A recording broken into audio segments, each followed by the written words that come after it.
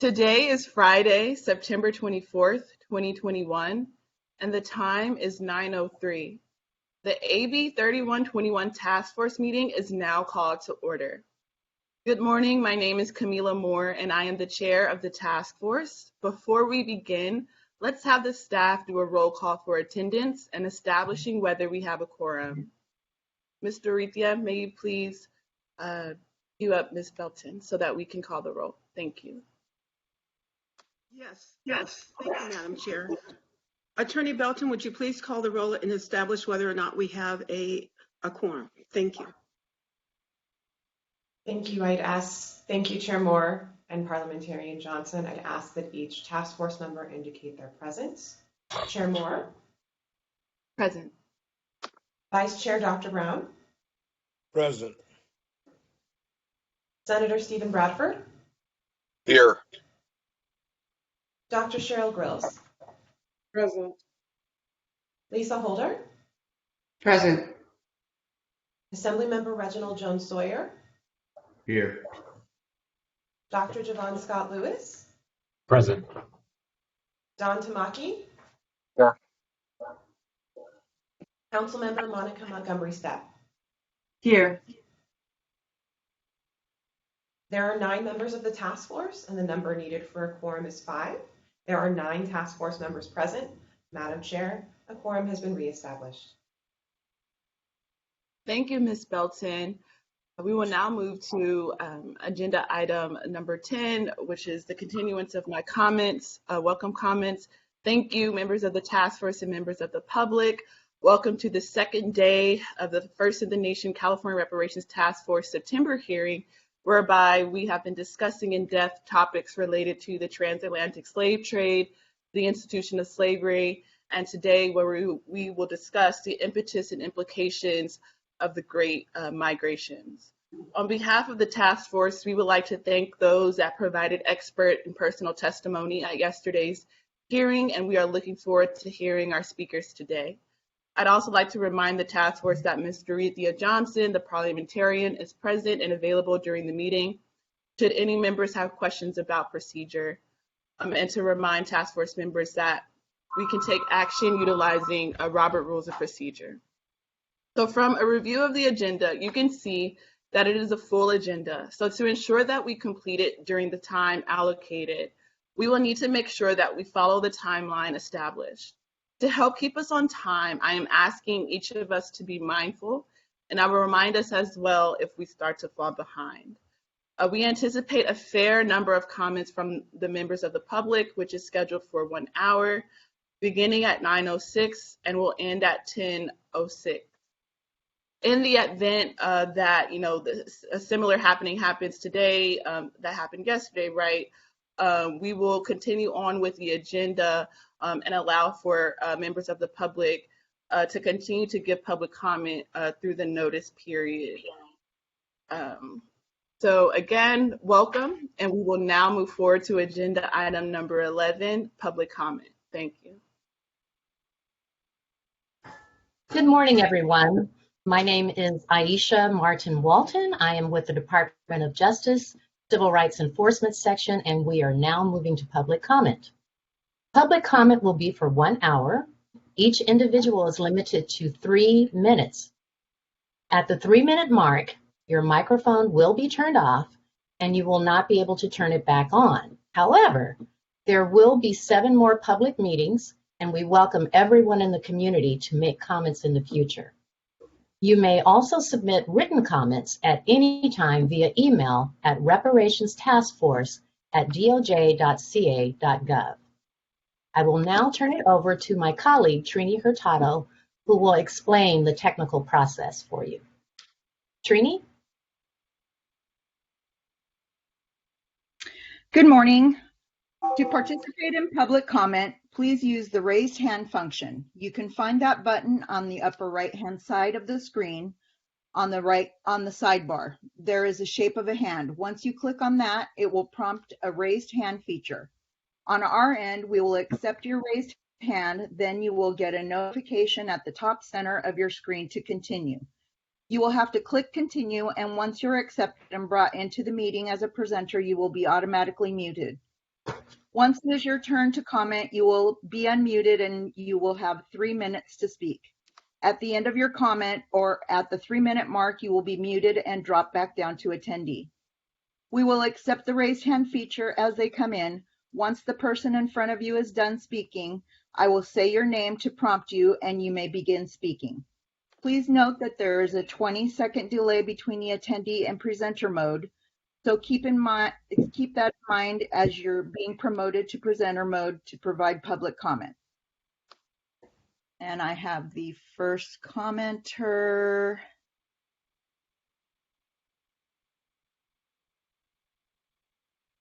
Angela Nirvana, you've been unmuted. You have 3 minutes. Thank you. Can I be heard right now? Yes, we can hear you. Thank you so much. My name is Angela Nirvana, and I thank you for allowing me to speak.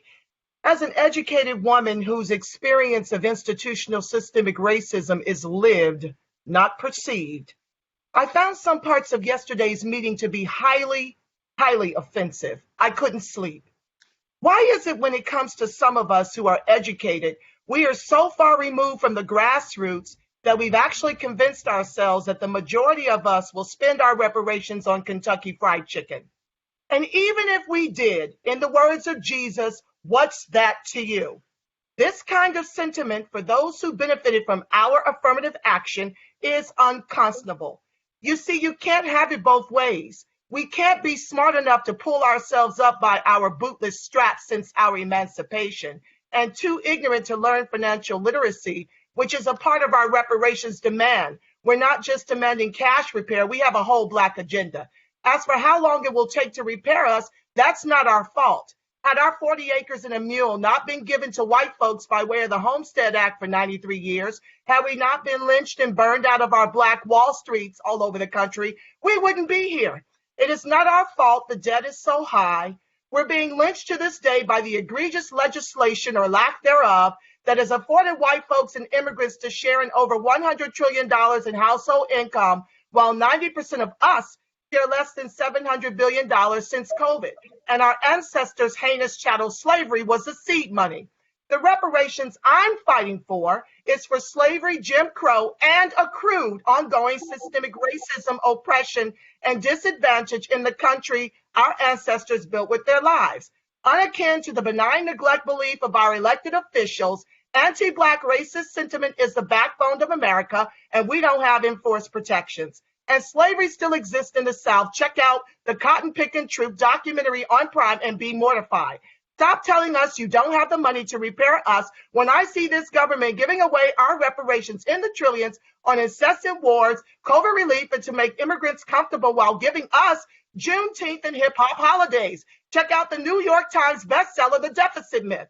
And by one of the presenters' own international law definition of reparations, what happened in Evanston, Illinois was a housing voucher at best, with so much red tape attached to it. I don't know if the 16 recipients were able to use it. I show up here like a second job to ensure that doesn't happen here. As for the chat being turned off because of alleged anti-Semitic remarks, if you can put a man on the moon, you can get a moderator for this chat or change your application. We are tired of these racist biases against our voices being muted via your inbox, while other groups have free reign to attack us publicly, physically, and verbally. To all of us on this call today, let me help you understand. Angela, thank you so much that your time your time is up. Thank you so much for your 3-minute presentation. If you have additional comments, please feel free to email us at the reparationstaskforce@dlj.ca.gov. Thank you so much for your comments. Next speaker, please. Tiffany Quarles, you have 3 minutes. Thank you. Can you hear me? Yes. Yes. Okay, so good morning. My name is Tiffany Quarles, and I'm representing a coalition for a just and equitable California. I am from South Central Los Angeles, and I am a Black American descendant of U.S. freedmen. Both sides of my family came to South Los Angeles in the 1940s from Texas, Louisiana, Alabama, and Florida to escape the horrors of the Jim Crow South, hoping to find more opportunities and a better life in California. My paternal grandfather and maternal great-grandfather both served in World War II and worked on an old naval yard in San Pedro and Vallejo like many Black American men. In spite of their brave service, they still had to deal with segregation, discrimination, and terrorism in their new homes in California. And I remember hearing my great-grandmother tell stories of how she couldn't live past Lawson Boulevard due to residential segregation. Because of this discrimination, many Black servicemen, like the men in my family, were denied the GI Bill, and thus the California dream, which stole billions of dollars worth of wealth from our community.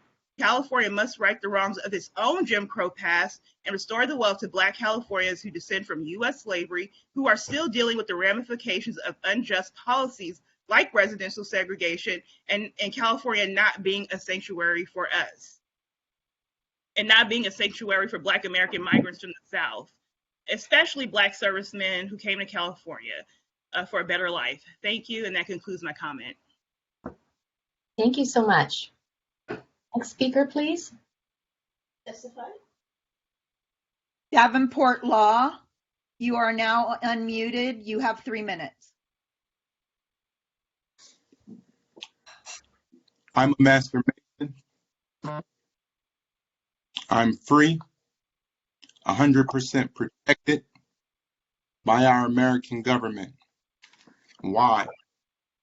Although my skin complexion look as it does, my origin, ethnicity is American.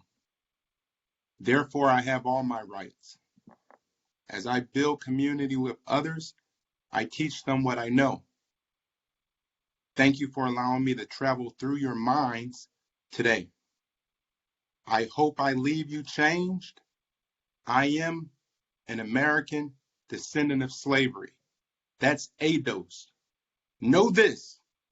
If this committee continues to discriminate against ADOS, you are like the heinous governor that you told the story of yesterday. The tricks of our oppressors will seep into your minds, and while you seek to advocate for one group, you will simultaneously discriminate on me and my community. That's unacceptable. Stop now. Thank you. God bless you. ADOS leads the way. I respectfully request an ADOS subcommittee or committee as applicable, and we're not going away. ADOS is here now. God bless you. God bless America. Thank you so much for your comments. Next speaker, please. Michael Harris, you've been unmuted. You have 3 minutes. Well, greetings, y'all. My name is Michael Harris, Black son of the West, born here in this great state of California, place called Sacramento. And, you know, the work that y'all doing, I mean, it's God's work. And, Pastor, I'm going to preach to you for a minute, because in Genesis 15, chapter 12 to 14 verses speaks of a people in a strange land that was not their own. 400 years of enslavement and affliction. And God is going to do the judging. What y'all going to decide is the first time in these United States that the notion that we as a people is being discussed in a way that is quantified, documented. The parliamentary, you do an amazing job. Department of Justice, both here in California and in Washington, D.C., is going to be looking at this work very closely. So this month is International Underground Railroad Network to Freedom Month. Next month is Ma'afa Awareness Month. And right now, as we speak, the Natural Resource Agency, California Parks and Rec is showcasing the need to distort, disrespect, and destroy the legacy of people of African descent along the California Gold Rush, Coloma Road, where the African founding father owned 35,521 acres, where the towns of Negro Bar and Negro Hill still come to life. And this year, because there's no water in the lake, everybody could see what's underneath Folsom Lake. Should you leave and venture 25 miles from the state capitol and see where the graves once said unknown moved from Nigger Hill by the U.S. government. And we spent 15 years to remove that. And now we have to fight again to preserve the Negro. And this was Mexico, where the governor was a man of African descent. And I could go on all day, but the work that you're doing and the source documents that, and I love saying this, Attorney Holder, you know, the work that y'all are documenting will last for 7 generations to come. And we all will be served well by the collective wisdom you discern from the people of the great state of California. I thank you. Thank you very much for your comments. Our next speaker, please. Friday Jones, you've been unmuted. You have 3 minutes. Oh, hold on. I'm clicking the wrong buttons here. Okay, so good morning. My name is Friday Jones. Okay, good morning. My name is Friday Jones. I am Constance Jones Muhammad. I'm a city commissioner for Mayor Garcetti's Los Angeles Reparations Task Force. I'm the co-chair of the National Assembly of American Slavery Descendants and the local Los Angeles chapter. And our local chapter is a member of the Coalition for a Just and Equitable California. My family is from North and South Carolina. 3 of my 4 grandparents are from the descendant community, and all were part of the Great Migration North. John Burgess's testimony was so moving yesterday that instead of talking about my family at length, I want to present remedies and potential expert witnesses for consideration. I hope the Department of Justice will track expert witnesses as proposed by the public, and that the task force members will support public recommendations to ensure political enfranchisement for the descendant beneficiaries. The state could endow and establish HBCUs for the descendant community that include business grants up to $25,000 after graduation. In Southern California or the Mid-Coast, there could be a farming, wine like the new Sonoma State School, cannabis, urban farming methods like Curtis Stone, the microgreen farmer, and agritech like DuPont Corteva, merging tech and farming, creating land incubators for graduates that want to be farm operators after graduation, waiving state cannabis licensing fees. There could be a school in Sacramento to focus on political sciences, political law, campaign finance, governmental accounting. In Los Angeles, there could be a film production, finance, distribution school with production accounting, business management, music, sports, and entertainment law, and talent management.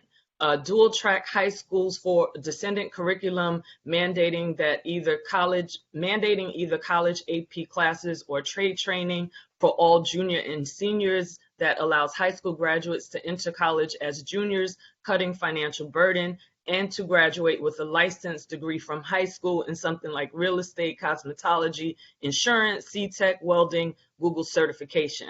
I have a K through 12 plan, which I will mail, and as far as recommendations, Dr. Stacy Smith from the USC Annenberg Inclusion Initiative, Bricks and Diamond, Director of the Black House Foundation, Kendall Mentor, Attorney, Board of Directors for Sound Exchange, Counsel at Green Spoon, Martyr LLP, Zola Mashariki, Head of Audible Studios for Amazon, Khadija Sharif, Dream Card, Esquire, Chairwoman for the Black Entertainment Sports Lawyers Association, and Senior VP of Business Affairs at ABC News and Walt Disney. A quote by Stephen Covey, begin with the end in mind. I hope you consider these recommendations. Happy birthday to my grandmother and my Uncle Mike. They're in the record. Thank you so much for your time. Thank you so much for your presentation. Next speaker, please. Maurice Pryor, you've been unmuted. You have 3 minutes. Good morning. Can you hear me? Yes. Good morning. Thank you to the task force members and expert witness for your hard work and contribution. My name is Sharice Cryer. I'm a second generation Angelino and direct descendant of American slavery. I've been a practicing attorney since 2006, licensed in Massachusetts from 2006 to 2011, currently licensed in California and New York. My question and comment is directed at the DOJ because it seems that my comments after the July meeting were ignored. At least one of the expert witnesses yesterday described potential legal challenges to a state reparations bill, reference international law. There's already precedent in the US for reparations. The perfect example is Holocaust victims or their families who still receive payments from Treasury Department and the preceding congressional bill and executive order. Simple answer to a legal challenge is the state of California can contribute to a reparations super fund under HR 40. The super fund has been written on extensively, and I spoke on the topic during CLE panels for the Beverly Hills and Alameda County Bar Associations. At least one of those sessions is available on YouTube. I submitted those comments last month to the DOJ. Is the DOJ taking into account public comments? Finally, it was mentioned that previous reparations recipients claimed their settlement was not enough. The amount America owes to the descendants of American slavery is not agreed upon by anyone. When the debt is repaid, it will never be enough, but that is irrelevant. And I like to encourage the task force to focus on the ultimate goal, cash payments and policy change. Thank you so much. Thank you so much for your comments. Next speaker, please. Kevin Harbour, you have 3 minutes. You've been unmuted. First of all, I'd like to thank you all for convening this meeting. It's near and dear to my heart. I want to say a special shout out to Camila Moore. We go back a ways, about 10 years. When she was president of Black Student Alliance at UCLA, I'm a past president of UCLA Black Alumni. Assemblymember Reggie Jones Sawyer, my fraternity brother, Kappa Alpha Psi, over 40 years of friendship and brotherhood. And Senator Bradford, working on public policy here in Los Angeles. I am a Los Angeles businessman and volunteer for the last 40 years in different aspects of our community. And this has something, it's really near and dear to my heart. My great-grandfather was a son of a man who was captured in Africa and brought here in chains and forced to work against his will. My great-grandfather was born and learned herbal medicine. He saved his money, bought 1,000 acres of land in Texas, and was forced off that land by the Ku Klux Klan under gunfire. He was a migrant farm worker for 20 years and faced all kinds of atrocities during that period, but was able to save money and bought land in Manteca, California. And I came from that bloodline. Later, we learned that oil was discovered on my grandfather's land. That was never shared with us. We went to court to try to get it back. We could not get it back.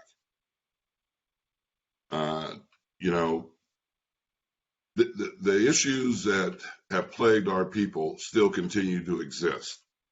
And when you look at trying to build generational wealth, we, instead of being employees, education, going into business, owning property in a house, and the latest, the digital divide, are areas that are near and dear to my heart. So I'm here to say that I'm willing to help, I'm willing to mentor, I'm willing to strategize and do whatever I can to help push this mission forward. And that's all I wanted to share. Thank you. Thank you so much for your comments today. Our next speaker, please.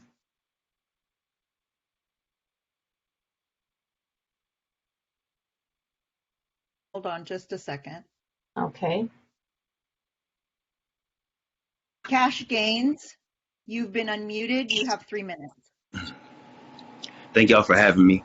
Yeah, my name is Cash Gaines. It's actually short for Kashif Gaines. I was born in Chicago. My family, being influenced by the Nation of Islam and stuff, not to have a name that existed based on America, but came before America. My dad joined the Navy when I was very young, just 2 years old, and we moved to California. So I've always felt myself to be a Californian. I grew up on a giant base in Alameda, and then in Southern California, Chula Vista, Escondido, San Diego. dealing with eviction, so on and so forth, and then divorce and, ending up in Texas. But just, a long walk to say I consider myself a Californian. Another thing I want to say is a very big salute to anyone who's a part of reparations. I do see it as the solution for the Black community in modern day, especially to those of our community who are in this task force. A big hug, you know what I'm saying? And, to Mr. Tamaki, a deep bow. Reparations, I understand, is nuanced. I know that there are people who argue for 800 credit score resets for all Black Americans, tax exemption, lump sum payments, policy change, exclusive rights over industry, our lineage being researched correctly, right, with actual funding behind it. It needs to be yes and. I just want to start by saying that. For me, I'm only here really to speak and present to the committee that land and direct cash payments is very important to me and my community, to me and my generation. Y'all know me from before when I said that we want our 40 acres and a Tesla. To tell you the truth, because of the internet, we don't realize that the Homestead Act was giving white folks 160 to 500 acres per family. So it needs to be 40 acres per person now. We're adding tax. We're supposed to negotiate from a place of power. And we're adding interest for pain and suffering, to tell you the truth. I wanted to submit to the committee that there's Oregon, which has suggested reparations in lifetime payments of $123,000 a year. So in my mind, by the way, that's Senate Bill 619. In my mind, I'm immediately assuming that California has to go higher than that because of the access it has to wealth with its economy, for what was built there, the gold rush, the things that we've heard mentioned in the last couple of days. So one thing that I really want to focus in on, though, other than the lifetime payments, other than the six-figure number, and that I would assume California would be way bigger, is that they worded about being tax-free, that it can't be taxed by city, county, or municipal taxes, that it can't be subject to garnishment from wages. If you guys could take a look at it, that would help us, I think, in wording the California one.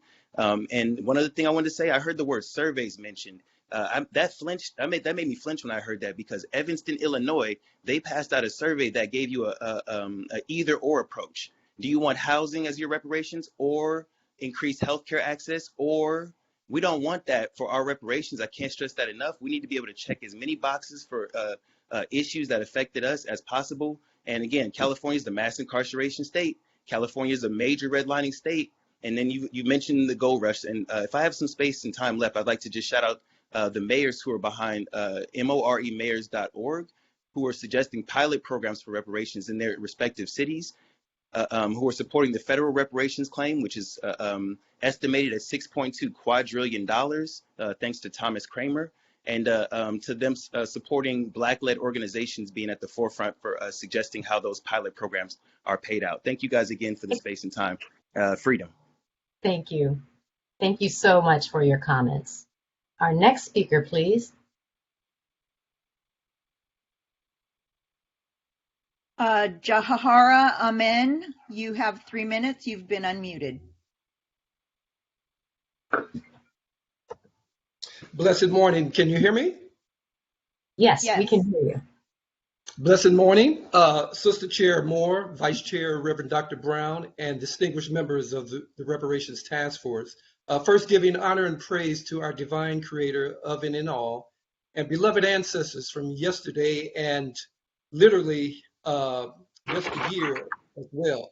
Since prior to the first meeting of this body in June of this year, I, as a life member, past national male co-chair, and current acting West Region representative of our National Coalition of Blacks for Reparations in America, and other California residents, have been advocating for Saturday sessions.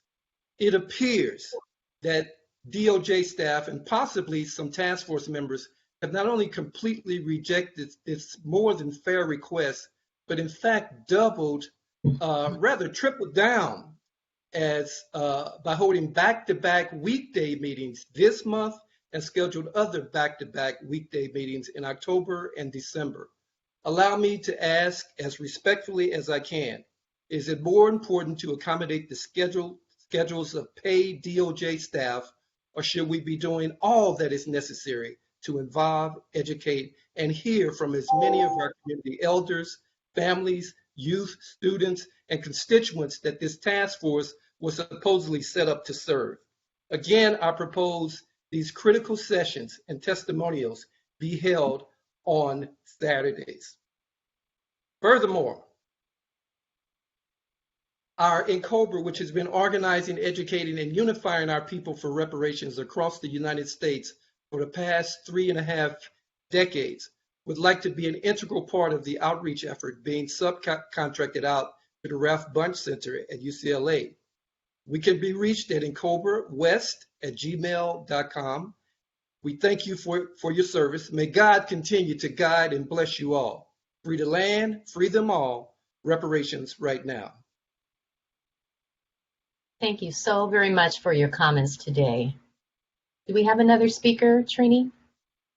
Yes, Marcus Champion, you have been unmuted and you have 3 minutes. Good morning, everyone. Good morning again. I want to again thank the task force members for the work that you do. My name is Marcus Champion. I'm a board member of NAASD-LA as well as CJEC. And I'm a native Californian, born and raised in Inglewood, California. After my mother came here from Florida and my father came here in the Great Migration, after he had to leave in the middle of the night with my grandparents and my aunts and uncles because the Klan was coming to kill him and my uncle. So I wanted to speak today about the Department of Justice. What I saw yesterday, it was actually quite disturbing to me as a person who does this grassroots work on the ground. It seems to me that the Department of Justice is trying to drive this process versus be a resource to the task force members.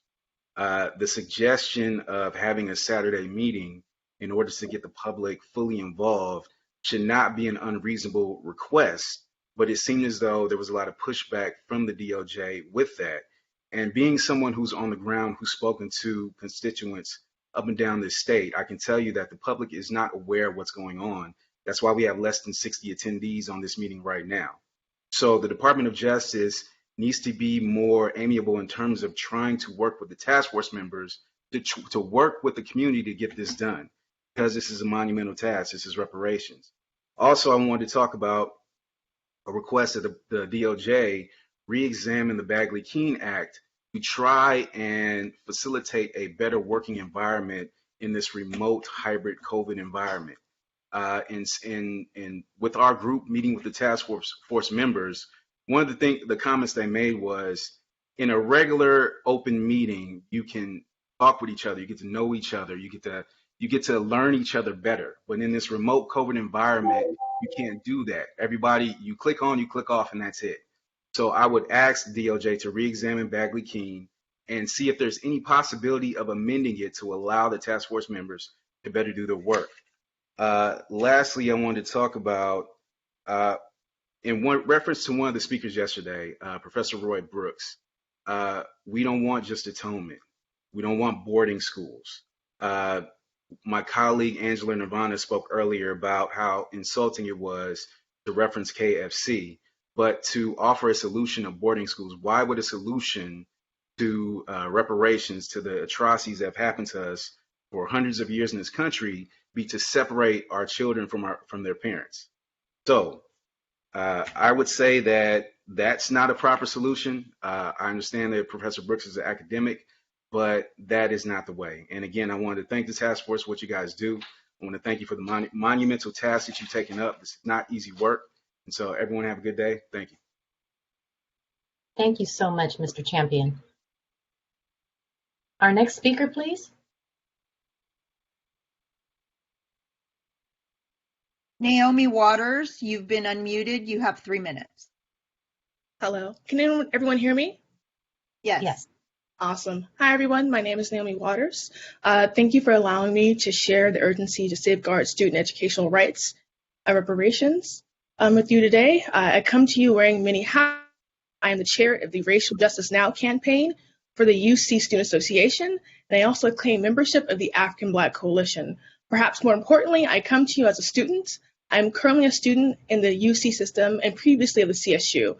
As a former student organizer of the CSU, I can say firsthand the needs in present circumstances that affect Black students and have systematically shunned them and met them with hostility. The UC proves to be no different. This is not a CSU problem or a UC problem. This is a state of California problem. A pattern of apathy has emerged. The stabbing of Chico State student first Black student body president in 2010, highlighted the ineptitude to safeguard Black lives and allow the death of Chico State student leader Mark Thompson, found in a burnt-out car in the early mornings of 2015. Numerous incidents of police violence, far too many and sordid to mention here, to recount in this short time, along with several instances against Black students that materialized in both the CSU and the UC campuses through police violence and racialized hate, have yet to be mitigated. But the most stirring example of racial hate and police terror manifested in 2017 with the murder of Josiah Lawson at my former campus of Humboldt State University. Josiah was stabbed to death by a white partygoer who was quote-unquote trying to retrieve a stolen cell phone later found on their own person. As Josiah lay mortally wounded, instead of rendering life-saving aid to Mr. Lawson, the campus authorities who responded first determined crowd control was a better use of their resources. This is sadly yet succinctly captures the nature of student safety on our campuses. A harsher truth, higher education in California has failed Black students and will continue to do so. While the system is sympathetic to these accounts somewhat, campuses provide no actionable practices to address the lived realities of Black learners. And it's one thing to declare one's support for Black lives, yet another to safeguard those lives against the same modes of violence and animus on our very own campuses. I urge the body to explore the repercussions of hate and violence as on Black learners and their educational outcomes. I ask the task force to allow Black students from the CSU, the UC, and the CCC to discuss their particular grievances centered around access and equity at their institutions. I believe the student experience is vital to the conversation as our systems of higher education have failed to continue to address these concerns. Within the conversation of reparations, educational rights, and equity, this must be discussed. The University I'm sorry, Ms. Waters, your time is up. We want to thank you so much for your comments today. And however, remember, you can add additional comments by email at reparationstaskforce@dlj.ca.gov or attend any of the 7 meetings that are upcoming. Thank you again so much. Our next speaker, please. Nzinga Griffin, you've been unmuted. You have 3 minutes. Hi, can you hear me? Yes. Okay, I called yesterday. You couldn't hear me. Okay, thank you. Thank you to the task force and everyone for this hard job that you're doing. And I'm sure it's very difficult. I know yesterday was a very triggering day for me, having to listen to a lot of the statements and comments that were being made by the expert witnesses that you had here. So I just wanted to say this, a few things actually. One, I am ADOS. I am a native Californian, 3rd generation with 4th generation children here as well. My story is different from the victims that Cam Howard advocates for. We are a different group. We're a second group, and there must be demarcation between the groups. And the reason is because the economic impact of the harms are different based on each group, and therefore the debt owed to each group differs significantly. So we definitely want to make sure that ADOS is being advocated for. There should be at least hopefully some type of a subcommittee or additional committee here that advocates for ADOS, because I hear a lot of times when ADOS is brought up, people are saying things such as, there isn't anything that's been decided yet. We can wait till the end. Well, no, it should be decided now who these reparations are for. I think that was mentioned back in June, so I'm not sure why we're running away from this conversation. Another thing that concerns me is the DOJ excuse for disabling the chat. On the first meeting, the chat was enabled. I didn't see anything xenophobic. And who is DOJ? What scale are they using for this xenophobic or hate speech are they saying? I was uncomfortable with all kinds of mentions of Black American sentiments yesterday, anti-ADOS sentiments yesterday, but I still sat through and listened to this while doing my other things in life. So I'm not understanding why the chat would be canceled instead of just removing the person or moderated. The DOJ staff is a state staff, just like any other state staff. And I'm sure that they have duties where they can moderate a chat. I'm sure that they are able and capable of moderating a chat and removing people. They are very used to having stakeholder meetings where you have different people and different interests there. So let's do our job and let's make sure that this chat can be moderated and turned on so that the people who attend these meetings can have information shared back and forth, or whatever it is. If you feel that something is xenophobic, maybe the task force should come up with some type of a scale that grades this, because what you're saying is xenophobic may not be xenophobic to us. Thank you. I'm so sorry to interrupt you in the middle of your sentence. Thank you so much for your comments, but we're out of time. And feel free to submit additional email comments to reparationstaskforce@doj.ca.gov. Thank you so much and have a good day. Our next speaker, please. Kevin, you have 3 minutes. You've been unmuted. Hello, can you hear me? Yes. Yes, I'm third, fourth generation, California, reparations over everything, protester, survivor of the war on drugs here in California.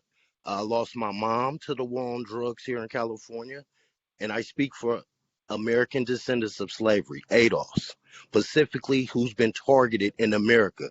When I went to prison, I was housed with Negroes, okay? These other people that we call people of color or whatever it is, they go to the other section, right? So when crimes and war was going on in California and killings, I lost family members here in California to the war on drugs. ADOS was the people. And we're having an event in Oakland, California at the lake called Crypto at the Lake, June 2022. We would like one of you guys or someone to come out and talk to the people. I think we should have billboards.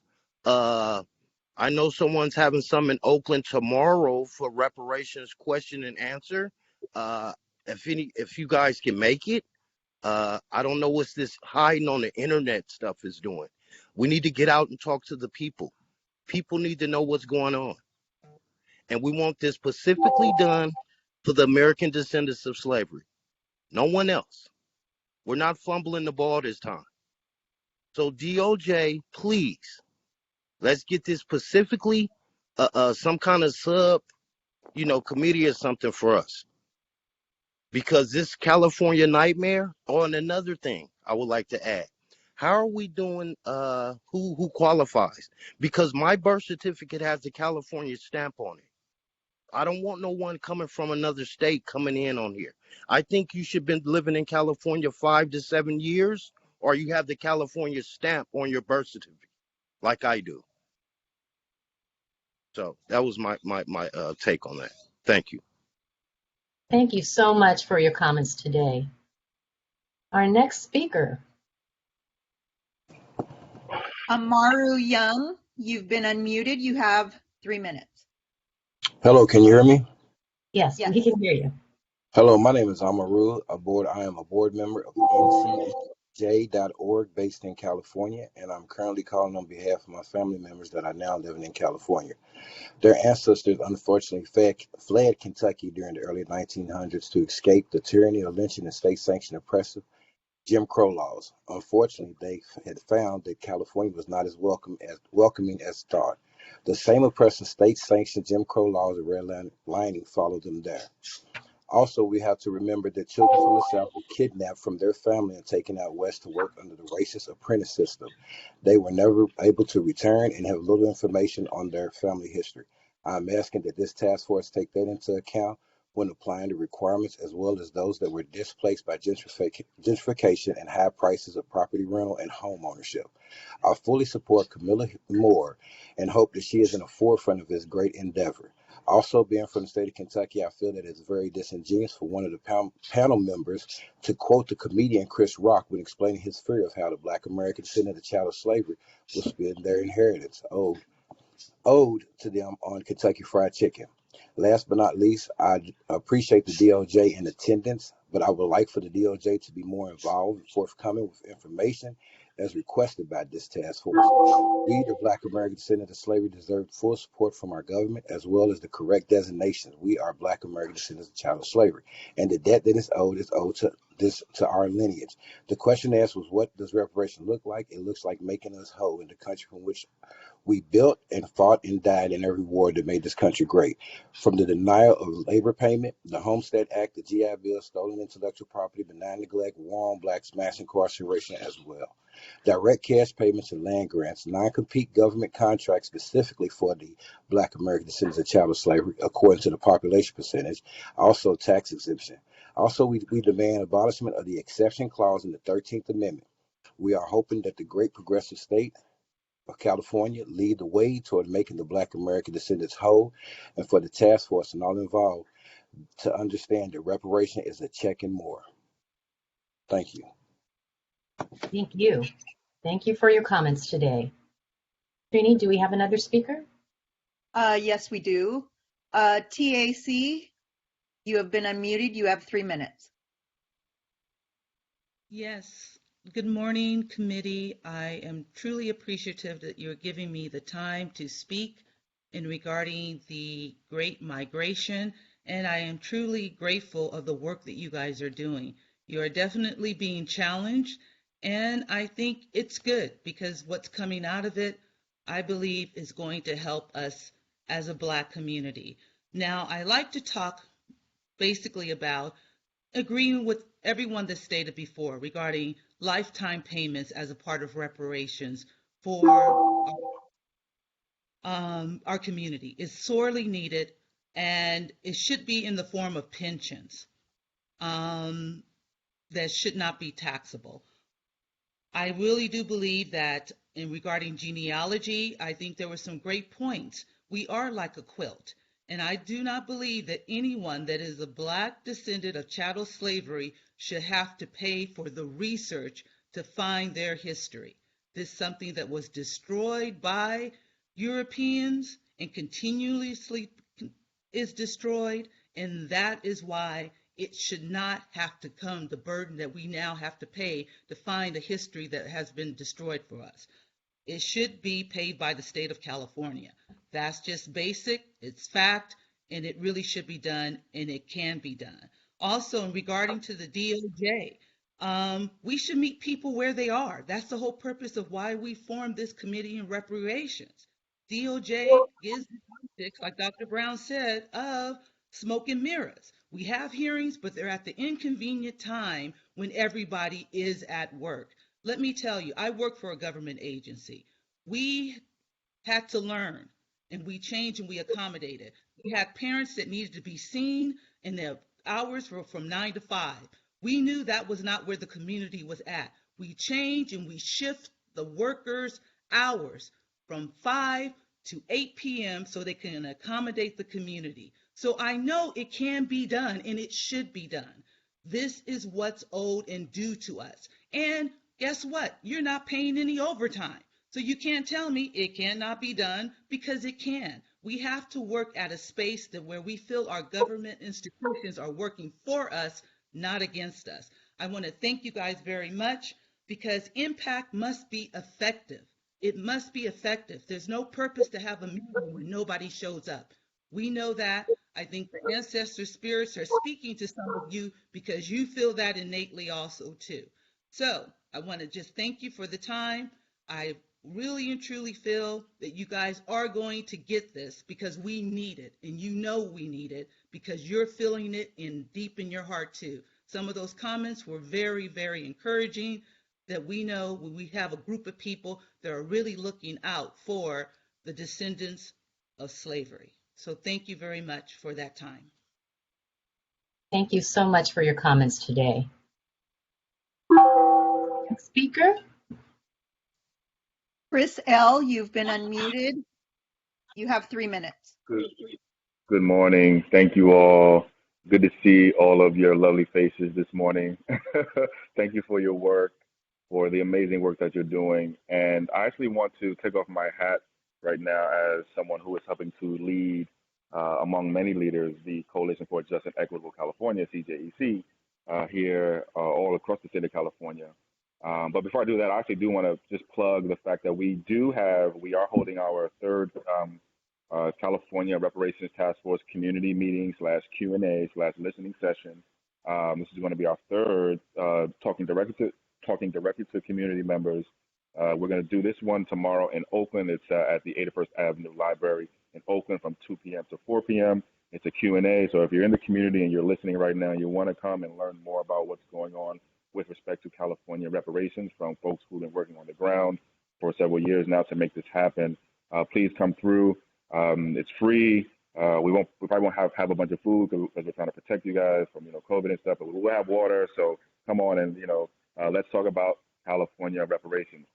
So I want to talk about a little bit about who I am because I don't think I've talked a lot about that. I'm actually from New York, born and raised in Manhattan, on the island of Manhattan, and I've been here in California for several years now, 7 years almost. But I never met my father.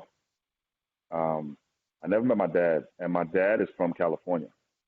And I want to thank each and every one of you because the fact that you're having these conversations now has made me, a 37-year-old grown A man, actually start to look for his dad, start to find out where my California roots actually come from. I don't know my dad, like I said, I don't know my grandfather on my father's side. I don't know my great-grandfather on my father's side. I don't know my great-great-grandfather on my father's side. So much has been taken from us, right? Like economically and physically and property, but our families have been taken too. Our names have been taken, and our histories have been taken. And I want to thank you again because I think you're helping me. I know you're helping me. I know you're going to help thousands and millions of other Californians, Black folks who descend from U.S. slavery right here, do this important work. So I don't want to talk any longer because I'm gonna get emotional and I'm a grown man. So I want to stop there. But I want to thank you, and I want to hopefully you can use this to sort of power the rest of your work. Thanks, and have a great day. Thank you. Thank you very much. Trini, do we have another speaker come forward? Yes, hold on.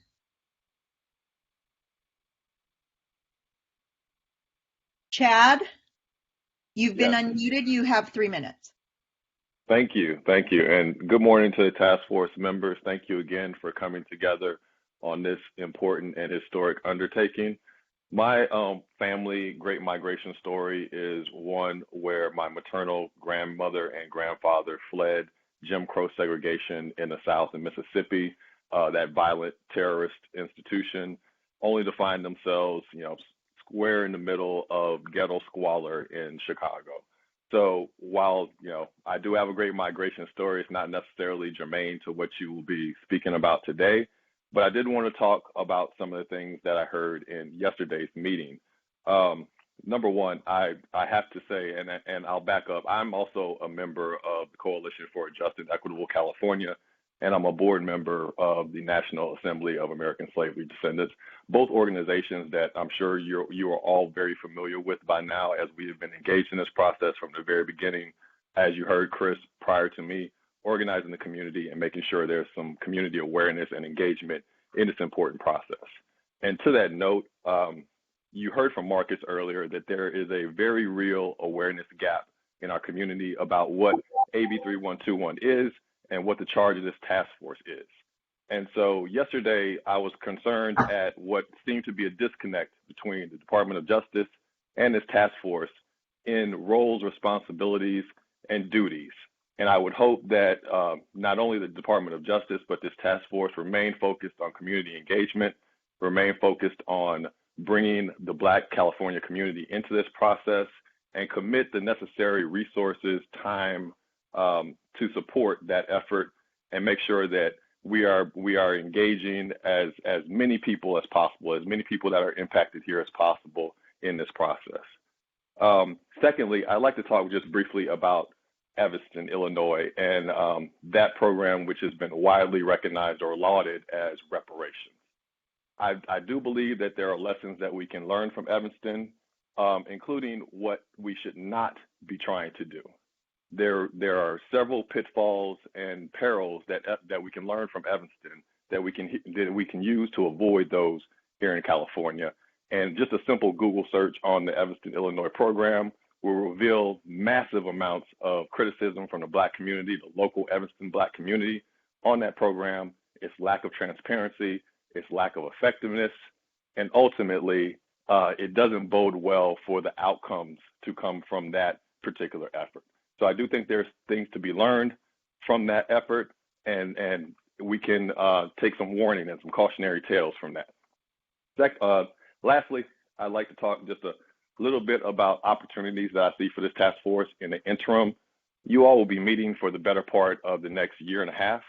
And in that time, I think there's some quote unquote low-hanging fruit that you can take advantage of. Excuse me, Chad, I really hate to cut you off. You're out of your 3 minutes. However, please feel free to continue with your train of thought with respect to either emailing us at reparationstaskforce@doj.ca.gov or attending the public hearing comment sections during any of the next 7 meetings. And with that, Chair Moore, I'd just like to give you a heads up. We are getting close to our hour. I think we started at 9:06, so we have time for probably 2 more speakers, unless there is a different pleasure. Trini, do we have anybody else in the queue? Yes, I have 3 more people waiting to speak.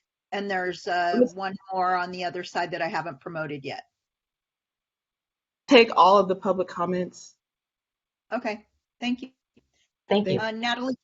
Natalie Champion, you've been unmuted. Your 3 minutes starts now. Good morning to the task force, and a special honor and shout out to Chair Camila Moore. I appreciate your advocacy and the way that you're leading the task force. My name is Natalie Champion, and before I begin, I just want to pay homage and respect to our ancestors whose blood, whose sweat, whose tears are in the soil that allow us to live and to prosper and made one of the richest countries in the world. Their unpaid forced labor allows us all to thrive. And I'm just appreciative that we have this task force convening on the heritage and the lineage that they have left for us, and the ability to create some reconciliation on behalf of our ancestors and all of the future generations of Black American descendants of chattel slavery. One of the things that I wanted to bring forth to the task force is the fact that the DOJ has the ability to reach out to Black-led organizations. I work with the California Black Women's Health Project, and I am one person among many different organizations that would be happy to get the word out around the task force and share it with our Black American constituents across this state. And I feel like that's an easy ask of the DOJ to reach out to Black-led organizations to help promote awareness around the task force and the importance of the work that's being done, so that Black Americans have the access and have the knowledge to come on to meetings like this and provide public comment. Additionally, as a board member of the National Assembly of American Slavery Descendants Los Angeles, I just want to thank them in the work that we are doing, also create the outreach that is needed for this task force. And I strongly suggest that the DOJ also considers this organization as an organization to reach out and do some of the groundwork around raising awareness around the task force. Again, I just want to thank all the board members for the work that you're doing, task force members for the work that you're doing, and I look forward to being a resource to you. Thank you. Thank you so much for your comments today. All right, we have a few more speakers. Our next speaker, please. Can I be heard? OJ Hardy, You have Hi, 3 minutes. my name is OJ Hardy. I'm an ADOS man. I am a son of Compton, California. I was born and raised here. So was my father. My father was murdered in 1988 due to ramifications of the drug trade, resulting from the tons of crack cocaine dropped on the Alameda corridor. I was fortunate enough to matriculate into college and get my degree, but my brother went to prison. He's been there for the last 17 years as a result of the 13th Amendment. He's actually enslaved right now. I want to put emphasis on the fact that eligibility requirement needs to be addressed early. And as far as who will get this when it comes to California, I did want to say to the DOJ that Camila Moore is very important to us here in Los Angeles, especially those of us who know her. And we are behind her very much so. And it was not appreciated the way the task force was treated yesterday. And also, the DOJ is not very, it's not very appreciated for that. I'll end there, and I'd like to say thank you to everybody and respect. Thank you. Thank you for your comments. All right, I think we do have a couple more speakers today. Yes. Marjorie Melvin, you've been unmuted. You have 3 minutes. Good morning. Can you see me? Can you hear me? Raise your We can hand. hear you. Excellent. This is a picture.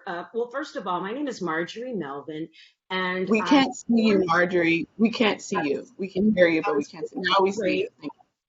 I was born and raised in California, and I'm a second-generation Californian. My mother and father are from Louisiana and Texas.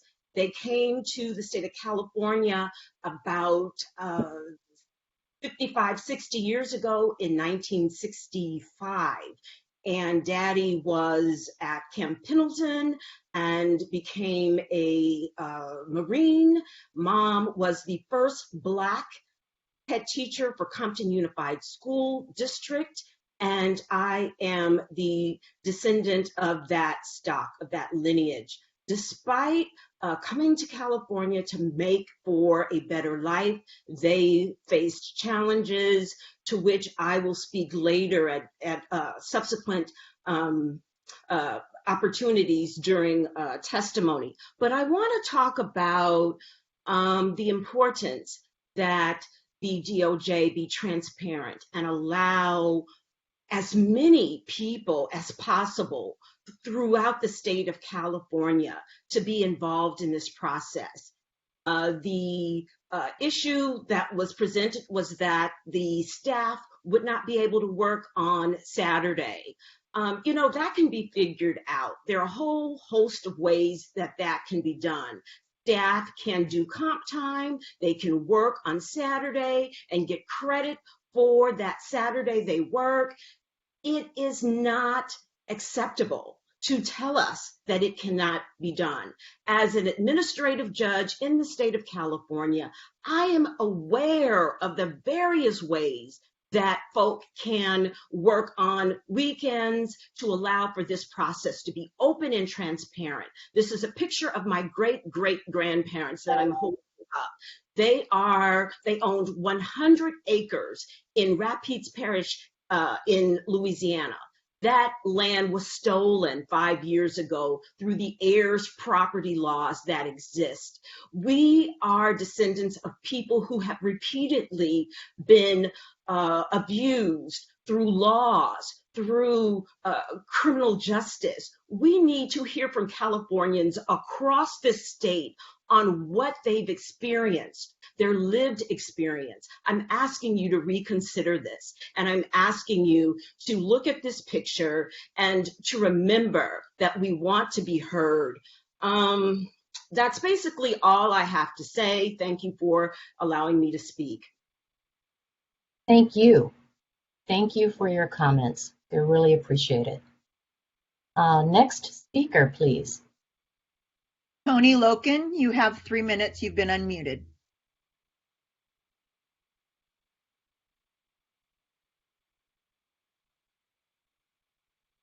Tony?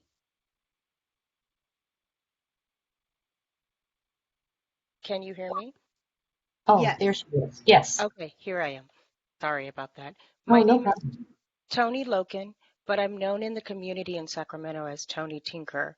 I've been active in this community my entire life, and the treatment of Black folks has been a trajectory that we have seen over and over.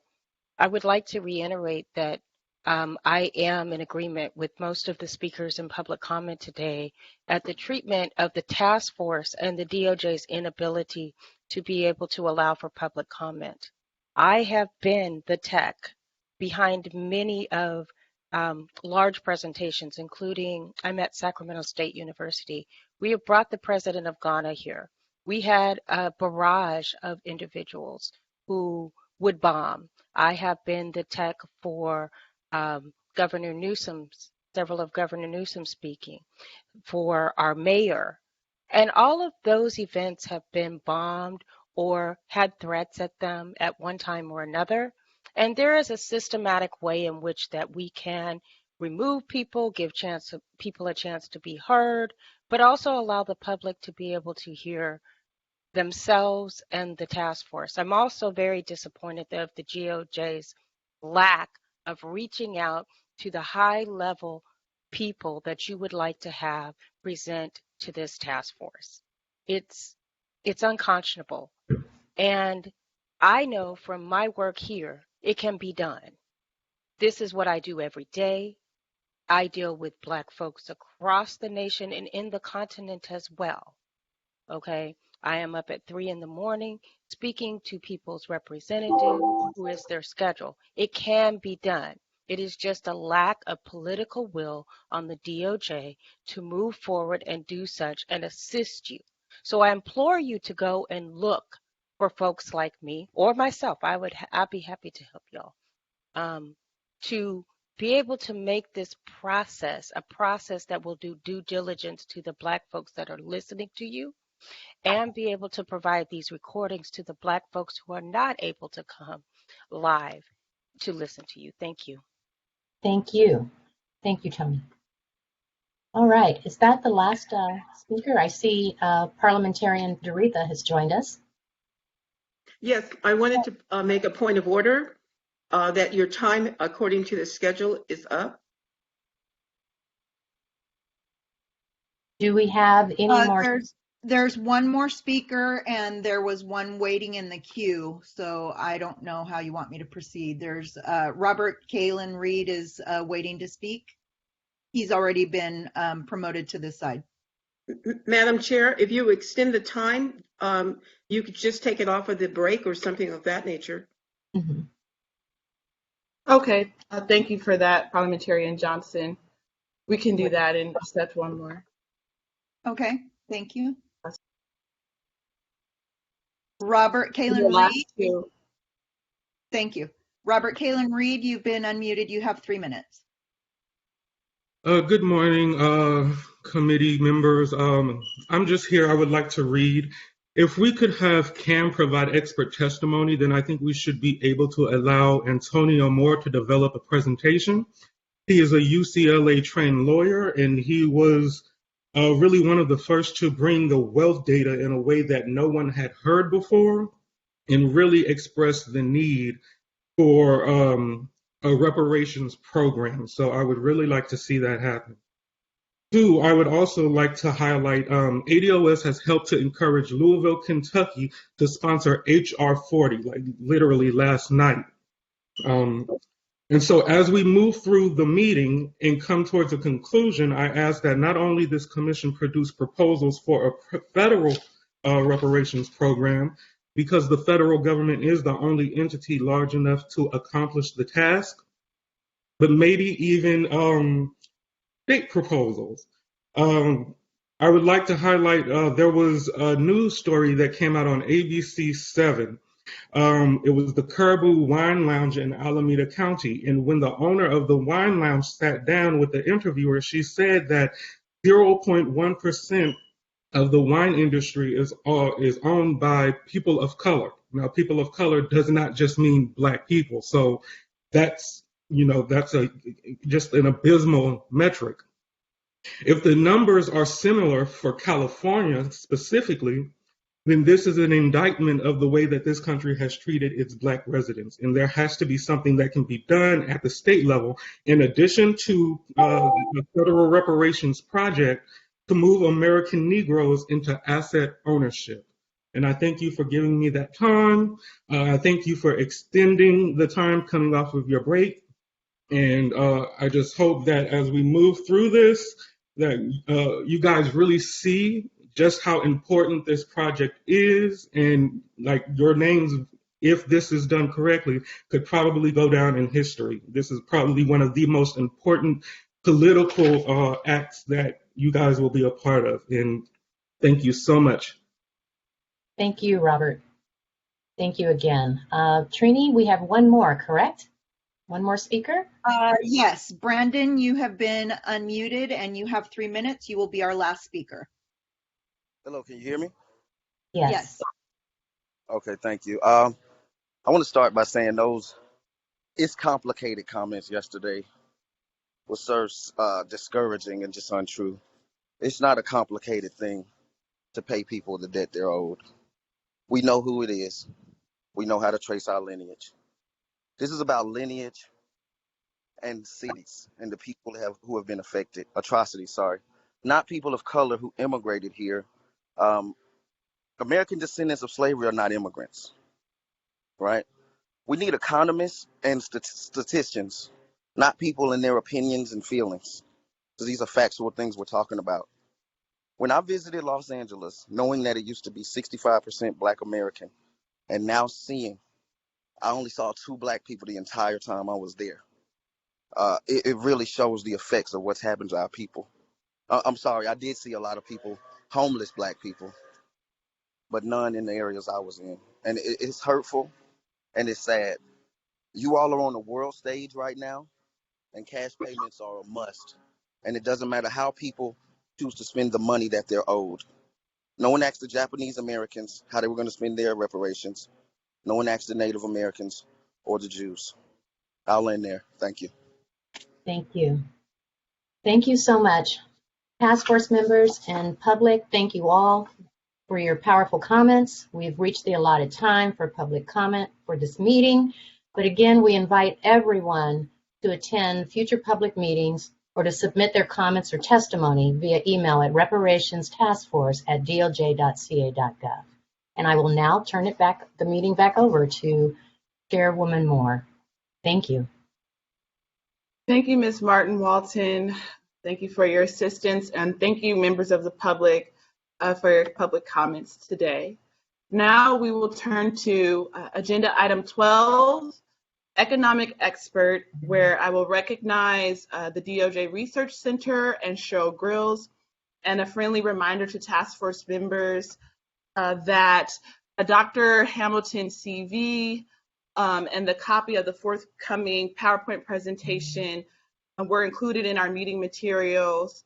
So please reference those materials as I turn the floor to Dr. Janie Scott from the California Department of Justice Research Center and Member Grills. Thank you. Thank you, Chair Moore. Thank you. You're recognized. You can begin when you're ready.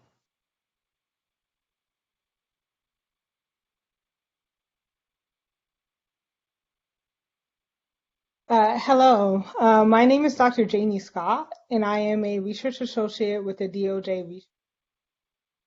I am here today to present the DOJ staff's recommendation for the expert research consultant in economics. Also in attendance from the Research Center is the director, Dr. Randy Chance, and my direct supervisor, Dr. Tiffany Jantz. As Chair Moore indicated, at the end of my slides, I will invite Dr. Grills to discuss her experience with the recommended expert. I will then return the floor to Chair Moore. I will be available to take questions directed to me at the end of the presentation. As mandated by AB 3121 statute, the task force must address in a report to the legislature how compensation to African Americans is calculated, with special consideration to African Americans who are the descendant of people enslaved in the United States. The task force will also address what forms of compensation should be awarded, how compensation should be distributed, and who should receive this compensation. In order to fulfill the mandates of AB 3121 that I just outlined, the department recommends contracting with an expert research consultant in economics. The Research Center is recommending the department contract with an expert in economics to conduct the analysis that will fulfill the mandates discussed in the previous slide. The work completed by the consultant will be under the direction of the task force. The economics expert will have approximately 14 months to conduct this work for the second report to the legislature. According to the plan the task force approved in June 2021, the second report is scheduled to be submitted in June 2023. However, the second report needs to be finalized ahead of the anticipated June 2023 submission date so that it can be circulated to the task force for review and comment. The economics expert will develop a scope of work that will be presented to the task force for your consideration. We anticipate that the scope of work may include the following: estimating the dollar amount owed to Black Californians.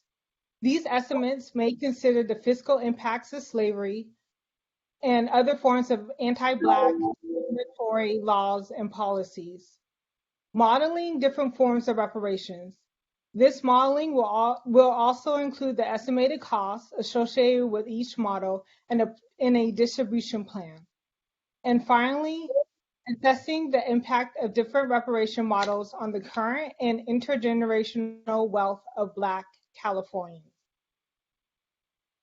Informed by their economics expertise and the current research in the field, the consultant may also explore other lines of economic inquiry that the task force is interested in. The Research Center has been working for months to develop the staff recommendation for an economics expert.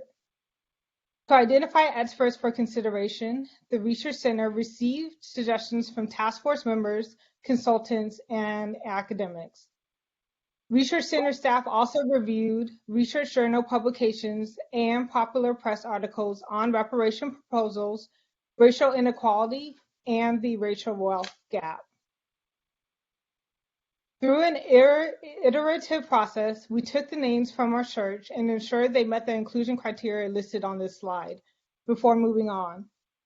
We sought experts with formal training in economics, given the likelihood for strong quantitative demands and understanding of income and wealth distribution. We sought experts with related research experience. Broadly, do they have demonstrated research experience in quantifying racial disparities in income and wealth? We saw experts employed by a university where their work is regularly evaluated and challenged through the peer review publication process. Through inquiries, we considered whether experts were interested and available for the duration of the task force. In addition to our inclusion criteria, we did other considerations when narrowing down our search and reaching out to prospective economics experts, including whether they have demonstrated research experience in calculating reparations or historical economics with a focus on Black Americans, whether they were recommended by a task force member, are they a tenured professor, and finally, are they based in California? Through our exhaustive search, we identified 9 research experts to reach out to. One of the 9 initially identified is our staff recommendation for consultant, Dr. Derek Hamilton. Before I go into Dr. Hamilton's remarkable background, I will just note that while conducting our search, reach out to the two task force members in the academic seats, Dr. Cheryl Grills and Dr. Javon Scott Lewis. Both recommended Dr. Hamilton for the role. Additionally, we reached out to the other task force members to meet and answer questions about the staff recommendation and to receive other suggestions. We conducted individual meetings with the task force members who responded. We followed up on all task force recommendations. Members of the task force were notified of the DOJ staff recommendation via email, and Dr. Hamilton's academic resume, also called a CV, was included in our notification. Now I will highlight some of the information from Dr. Hamilton's impressive economics career spanning 2 decades. So Dr. Hamilton is a professor of economics and urban policy at the New School in New York City. He received his PhD in economics from the University of North Carolina, Chapel Hill. He is the founding director for the Institute for the Study of Race, Stratification, and Political Economy at the New School. Dr. Hamilton serves as a senior fellow at the Bernard Schwartz Center for Economic Policy Analysis, and he is also a senior fellow for the Metropolitan Policy Program at the Brookings Institute.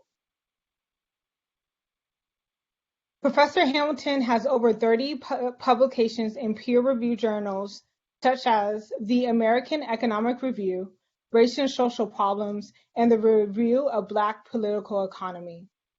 He has contributed to California-specific research on racial disparities in wealth, resulting in reports such as 50 Years After the Kerner Commission Report, Place, Housing, and Racial Wealth Inequality in Los Angeles, and the report, The Color of Wealth in Los Angeles.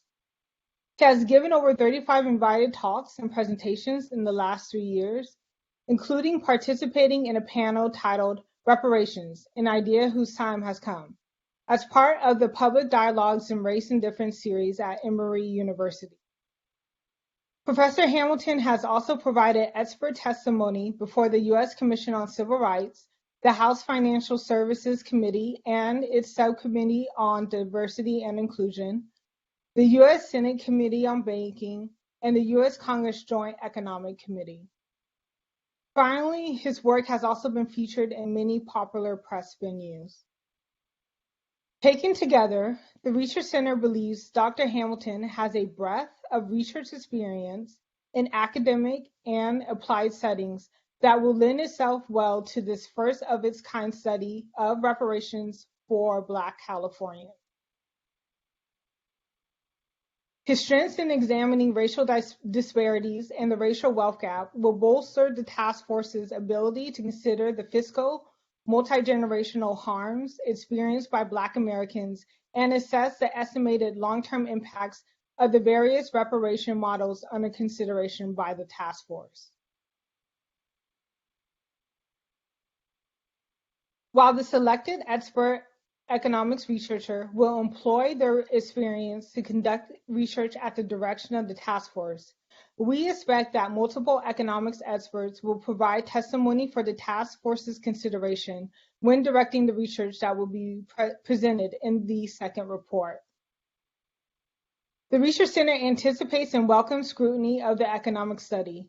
We believe, based on his extensive research experience, Dr. Hamilton has the required skill set to conduct economics research on reparations that will stand up to scrutiny. To further bolster the strength of the research and findings, the department is also looking into the potential to request that peer experts in the field of economics review the work conducted and presented in Report 2 to ensure that the methods are rigorous, the results are robust, and the interpretation is sound. So here are additional citations of note from Dr. Hamilton's CV. At this time, I will invite Dr. Grills to share her experiences with Dr. Hamilton. Thank you. Good morning, everyone. I'd like to share some information about Professor Hamilton for consideration by the task force as our economics expert, based on my having done a national search for a national body that ultimately selected Professor Hamilton. Professor Hamilton examined social stratification and political economy in order to move policy and practice in new directions that promote economic inclusion, social equity, and civic engagement. And he's considered one of the nation's foremost public intellectuals. I had the opportunity to work with Professor Hamilton directly. This was in response to a request from the Congressional Black Caucus for valid data on the impact of COVID-19 on the Black community and other communities of color. The request was placed directly to me to collect this data so that it could inform public policy. So I assembled a national research team under the umbrella of the Alliance of National Ethnic Psychological Associations. It was important to us that we have an interdisciplinary team of subject matter experts to work alongside of us, specifically experts in areas like public health, education, epidemiology, economics, etc. As the lead of the research team, I had to do a national search for experts in these different fields, and that is how I came to know Professor Derek Hamilton, who was ultimately selected by the national research team as our economic subject matter expert. Professor Hamilton was very responsive to us throughout the entire process, from helping us to craft what would be the most useful set of data to present to Congress, to then producing a stellar report for the National COVID Needs Assessment, to then participating with us in briefings to all of the congressional caucuses of color, to the White House COVID Task Force, and more. The report that he produced is entitled Rapid Research on the COVID-19 Pandemic and Racial and Ethnic Inequities in Wealth, Labor Force Participation, Occupations, and Virus Risk, and then Unequal Benefits from Education. A value added of working with Professor Hamilton is the team of researchers and graduate students who work alongside of him and who were actively and very involved in the entire process, supporting the tasks that were before the Needs Assessment Research team. In fact, 5 members of his team joined the effort, and they collectively produced a stellar report. They participated in and attended many of our briefings to Congress and other entities. And they underscored in their report the importance of a race-conscious national infrastructure to gather federal and regional data on the racial ethnic wealth gap. They provided findings and recommendations on occupational crowding and virus exposure risk. And they also provided findings and recommendations on the different racial effects across the business cycle and recommendations to bolster racial and economic equity. To give you a sense of Professor Hamilton, I'd like to just quote from some recent testimony he gave to the House of Representatives. He said, "Our unjust racial wealth gap is itself an implicit measure of our racist past that is rooted in a history in which whites have been privileged by government, complicit political and economic intervention that have afforded them access to resources and iterative and intergenerational accumulation."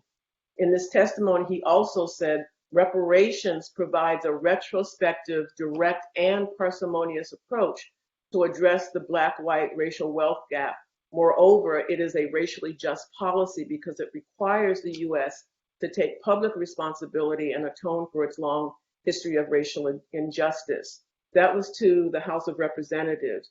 Also recently, in another testimony before the U.S. Senate Committee on Banking, Professor Hamilton said the following: "No one cannot say that they have freedom if they are crushed by debt, unable to benefit from the fruits of their labor, stuck in poverty, or unable to participate in the economy." And he went on to say, "The activities of the banking and financial sector have played decisive roles in entrenching wealth disparities between groups."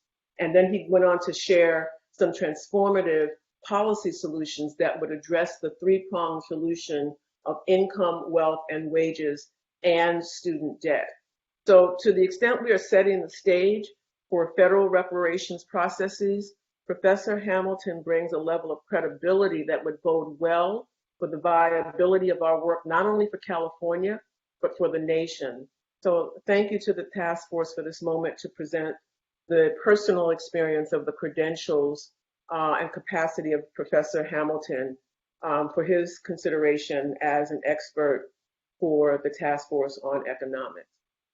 Thank you. And I don't know at this point if it's possible for someone to consider a motion to endorse Professor Hamilton as our economics expert. Madam Chair, Yes. this is the parliamentarian. You are now at 10:33, and your next agenda item was to start at 10:30. Thank you, Parliamentarian Johnson. Oh, sorry, I didn't mean to cut you off. Go ahead, proceed. Yeah, I would recommend that you move agenda item, the next agenda item to right before lunch, when your lunch hour is called, because you're going to have to make up that time, recognizing that you have a hard stop at 11 o'clock for your witnesses, and that that has to start at that time. Right, I'm aware. And so if you want to carry this action through a motion, which is what I'm hearing, the recommendation is that you move this next item to before your lunch item. So you would not go to lunch at 1 o'clock, but as soon as after you complete the next item. Okay, thank you. At this time, is there any task force member who would like to entertain a motion relating to the endorsement of Derek Hamilton for the task force economics expert consult? So moved, Steve Bradford. It has been moved by Stephen Bradford to endorse Dr. Derek Hamilton as our economics expert. Is there a second on the motion? I second the motion. Amos Brown. It has been moved and seconded for the task force to endorse Dr. Hamilton as our economics expert. Now we will move to discussion. Is there any discussion on this matter? I did have just one point. I just had a question as to Derek Hamilton's previous work related to the special consideration language that is in AB 3121. I was intellectually curious if anyone could speak to, maybe Dr. Danny Scott or Member Grills, maybe not now, but at a later date. Even Dr. Hamilton can speak to it himself when he comes before the task force. But I'm curious if what type of work he's done related to economics on the racial wealth gap as it pertains to Black Americans who descend from chattel slavery in the United States specifically. Because, in the report, we're going to have to really dig deep and figure out what that special consideration language means in particular. And so I was just curious if anyone could speak to his previous work on that. Member Scott Lewis, you're recognized. I'll just say very generally that Dr. Hamilton's focus in economics on stratification as an academic discipline is in fact directly related to this kind of question around disaggregation. So in other words, from an academic and intellectual standpoint, his research is and would be, for our purposes, very directly relevant because we are thinking about how groups break down in very specific ways. And that's kind of the basis behind the kind of stratification economics discipline. Thank you for that. It was very helpful. Member Reggie Jones-Sawyer, you are recognized.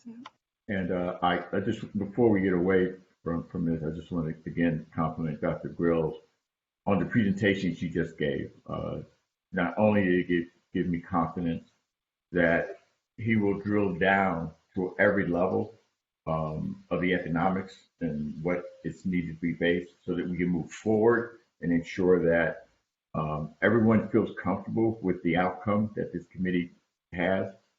But I also feel very comfortable that he will look into all the issues that were brought up, not only today, but the day before and the day before and the day before, especially when it comes to descendants of slavery. and that we will have a very robust discussion about that when we get all the data and the information. And so I wish I could take Dr. Grills with me everywhere and introduce me, because it was impressive what I just saw. It was unbelievable. So thank you again, Dr. Grills, for taking this on. I know you have a real job, but to take on this task and to be that detailed is pretty impressive.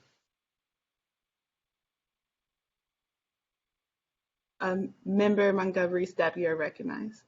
Thank you, Chair Moore. I would agree. I'm very supportive of this in doing just some research based off of the CV. Dr. Hamilton very clearly mentioned that education is not the magic antidote, and having someone coming in with that perspective on what we do, what we are doing and what we are tasked to do, I think is extremely important. So there is a foundational understanding there that the work that he will bring back to us is in line with, I think, some of the ideas that we have. So I'm very supportive. Thank you.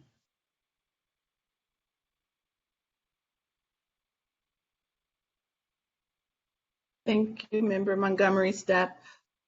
Are there any other comments or questions from task force members at this time related to this motion? Hearing no further discussion, we will now. Vice Chair Brown, you are recognized. Excuse me. Call for the previous question. Okay. The motion. Yes. Okay. So there's a motion for a call for the previous question. Vote will be by roll call, and when Ms. Belton calls the roll call, you will answer, stating either yay or yes if you are in favor of the motion, nay or no if you are opposed to the motion or against the motion, or I abstain if you do not wish to vote on the motion. Ms. Parliamentarian Johnson, you are recognized. Yes, first of all, Dr. Brown, you called for you called the question, so you were asking to end the debate. Is that correct? Yes, that's the procedure. Okay, Yes, so then, Madam Chair, the vote is not on the motion; it's to end debate. So that was what Attorney Belton will ask. Are you in favor of ending the debate or against ending debate? And so, with that being said, Attorney Belton, would you please call the roll for the vote? Chair Moore, your vote, please. Aye. Vice Chair Dr. Brown? Yes. Vice Chair Dr. Brown votes yes. Senator Stephen Bradford? Aye. Senator Stephen Bradford votes aye. Dr. Cheryl Grills? Aye. Dr. Cheryl Grills votes aye. Lisa Holder? Aye. Lisa Holder votes aye. Assemblymember Reginald Jones Sawyer? Aye. Assemblymember Reginald Jones Sawyer votes aye. Dr. Javon Scott Lewis? Aye. Dr. Javon Scott Lewis votes aye. Don Tamaki? Don Tamaki votes aye. Councilmember Monica Montgomery Steppe? Aye. Councilmember Monica Montgomery Steppe votes aye. Madam Chair, on the motion to end debate, there are 9 task force members voting. All 9 voted aye. There were 0 nays and 0 abstentions.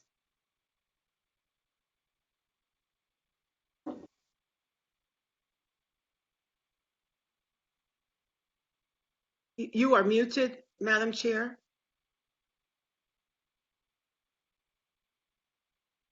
Okay, thank you, Belton. So the vote was 9 ayes and 0 nays to end the debate. The ayes have it and the motion carries. Now does the task force, will the task force like to entertain a motion to actually approve? Excuse me. Parliamentarian Johnson, are you trying to speak? No, I was just coughing. Excuse me. Okay, you can, if you don't mind, you can mute. Thank you.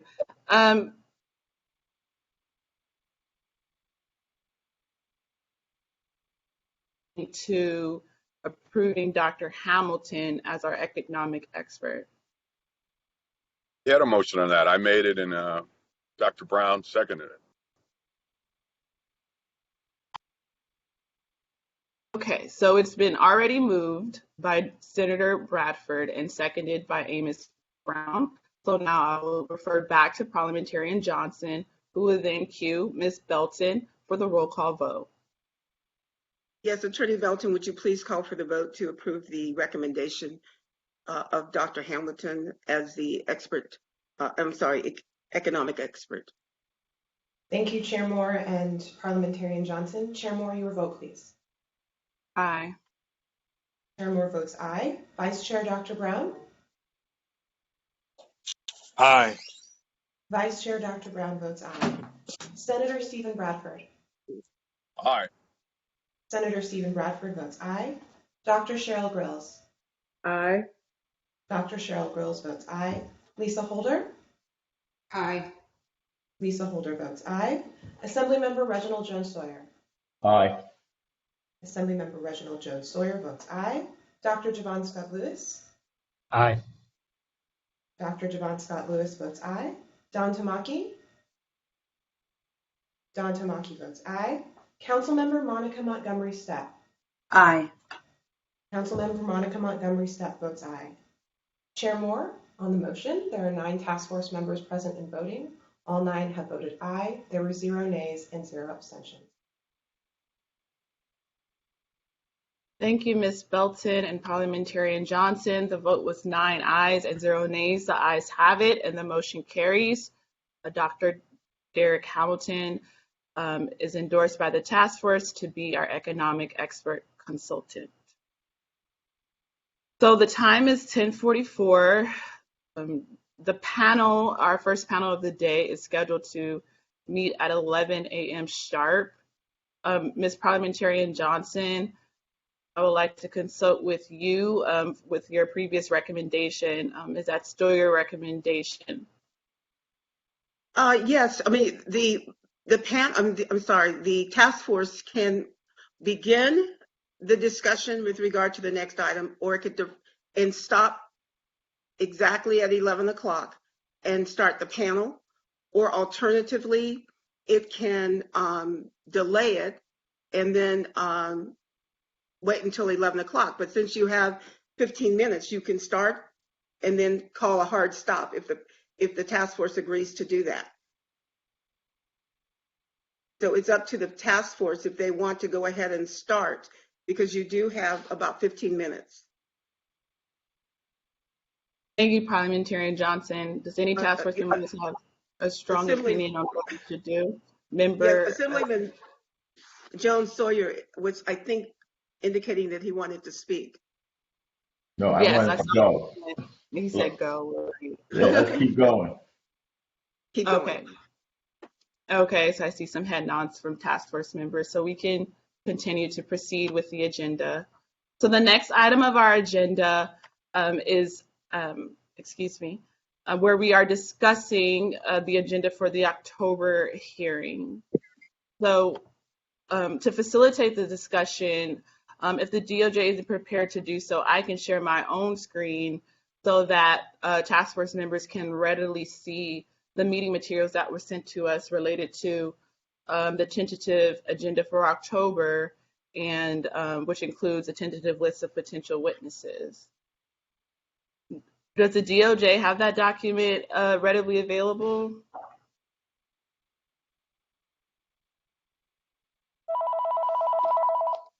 Yes, I can put that on the share screen. Thank you, Siwan.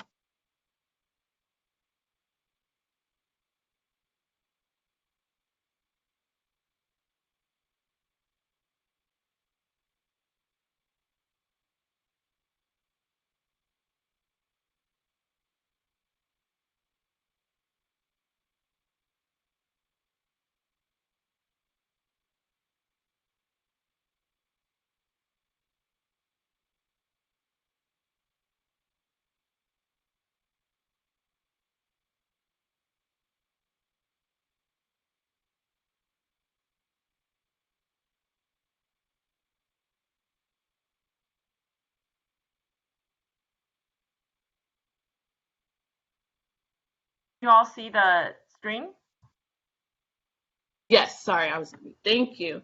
So the October topics that we adopted to discuss in our July 9 meeting were related to Jim Crow, segregation and discrimination in education, housing, and environmental justice, as well as the racial wealth gap, banking, and labor, which includes a discussion of Black farmers and military members. Just to be thorough, in December, we plan to discuss infrastructure, gentrification, homelessness, public health, entertainment, arts, sports, and culture. Now, there's a series of questions that have been posed by the DOJ related to the public hearing topics for October. So does the task force want to make any adjustments to the hearing topics for the upcoming October or December hearings? So of these bullet points that you see above that I just read out, we can focus on October for now in the interest of time. Are there any adjustments that the task force would like to make regarding to what we will discuss in October? Additions, subtractions, or just anything else?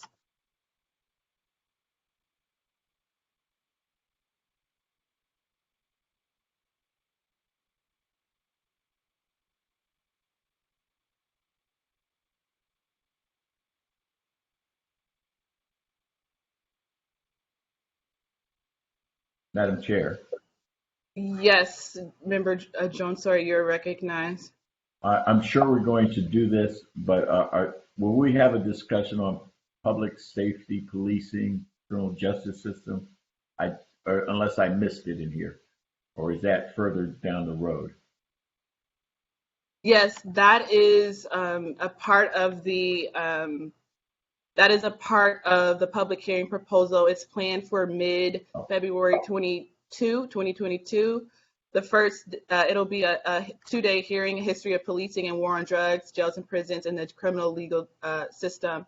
So day 1 would cover the history of policing, the history of war on drugs, and its consequences on the Black communities. And then day 2 would cover the criminal legal system, including jails and prisons, and anti-Black bias related to hate crimes. Thank you. Perfect. Are there any other questions or comments from the task force members about the topics of the agenda? If not, we can move on to witnesses, potential witnesses for the agenda. Do we need to adopt this? Do we? Oops, excuse me. I don't know if you can see me, but I'd like to speak. I cannot see, but go ahead, Member Holder. Excuse the technology. I can't see everybody on the screen, unfortunately. Yeah, I apologize if I cut you off, Assemblyman. No, go ahead. Yeah. I did want to just check in for a point of clarification. You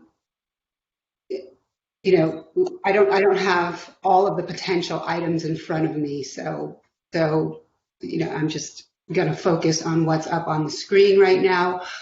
I wanted to find out whether we would be discussing and having witness testimony potentially on programs that specifically disenfranchised African Americans during the Jim Crow era. So you know, and during the Reconstruction and post-Reconstruction. Some of the callers have mentioned some of these programs as well. So programs like the GI Bill, programs like the Homestead Act. You know, these are you know, critical mass wealth moving programs that happened in this country that really undergird the wealth gap, especially something like the Homestead Act.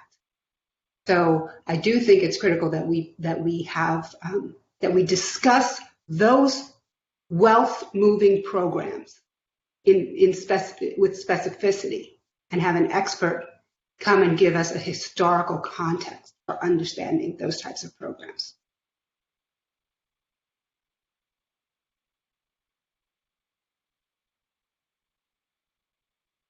Thank you, Member Holder.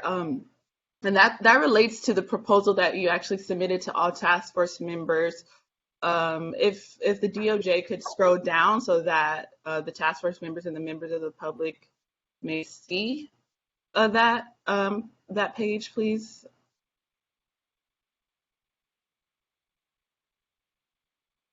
It's labeled Lisa Holder proposal.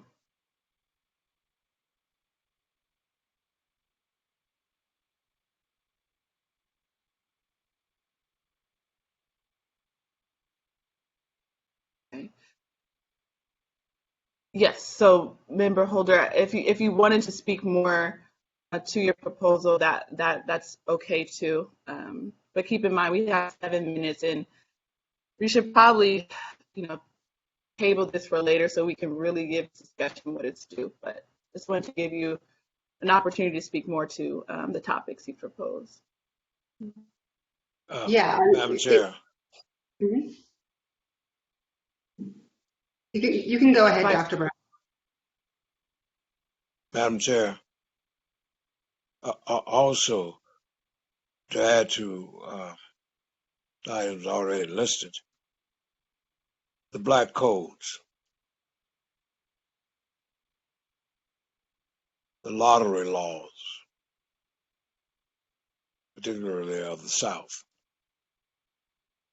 had some ripple effects on the social and economic status of our communities.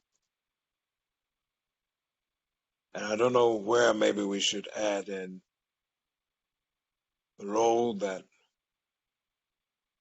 this so-called Western Christianity played in buttressing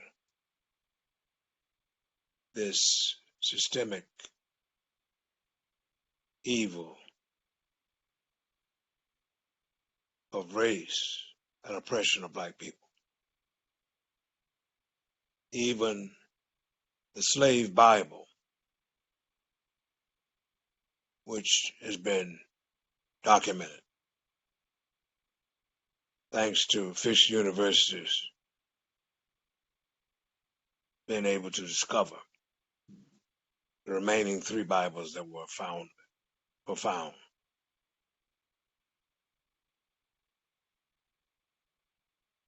So there's been the intellectual buttress and the so-called evangelical spiritual religious buttress that represents spiritual policy. And that's the reason why down to this day, the so-called white evangelicals have pimped and conned black spirituality. Even to the end that just this past week, Marvin Winans made the unfortunate, painful statement that there was no black church in America. That was a redaction of history by a black man, and that's dangerous. It's damnable. If you read E. Franklin Frazier's classic work, The Negro Church in America, you will discover the role of the right, prophetic, social justice church played in seeking to resist the evils of the enslavement of our ancestors.